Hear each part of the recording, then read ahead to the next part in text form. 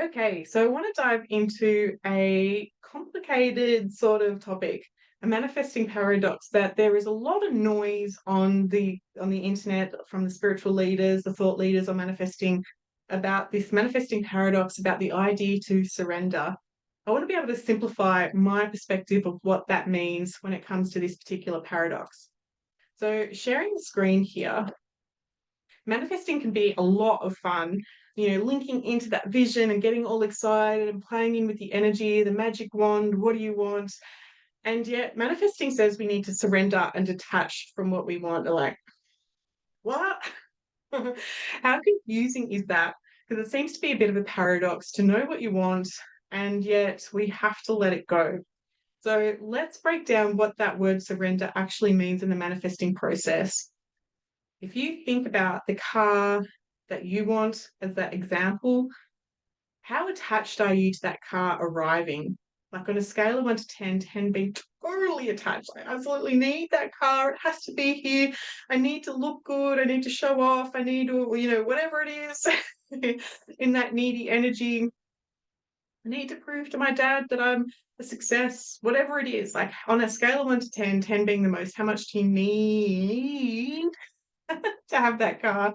Because if you're at that neediness end, it tells us that there's some work to do on the attachment to it, the neediness. Whereas if you're on the higher end of the scale, and also the high end of the scale, like that you don't actually need the car, this shows us that you've actually done the work to take the steps in and to put in place the action to receive that particular car that you want. So again, if you were on that scale of neediness, your energy has restricted, you've put too much pressure on yourself, there's that limitation, and you're only going to invite in more limitation. So it's like, okay, we need to surrender the car. We need to work through the fear if it doesn't actually show up, what it means if it doesn't show up. This is what it's talking about by surrendering, is to surrender the attachment. And of course, with what I've been talking about, it's like, yeah, okay, we need to clear that fear. Um, the needy energy is going to magnetically push away the manifestation, and the divine timing will show you that you're putting up that resistance. It will continue to put up the delays. So do the inner work to be able to turn that around. So I know I've already just stated that, but if you're on that higher vibrational wave of energy and the need for the car isn't there, in fact, it's probably non existent, then you've successfully moved through that major part of the manifestation process.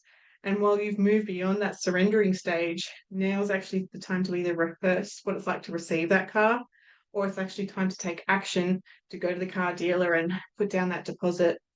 Reality will match your vibration. So if you're in fear and separation that you can't have what you want, that's what needs to be worked on to detach from that energy. Or do you believe that you can have what you want and the power is there, universe has your back and the power's within you? So I hope that helps explain that manifesting paradox. The surrender piece is to look at the neediness and to surrender that, not the actual vision.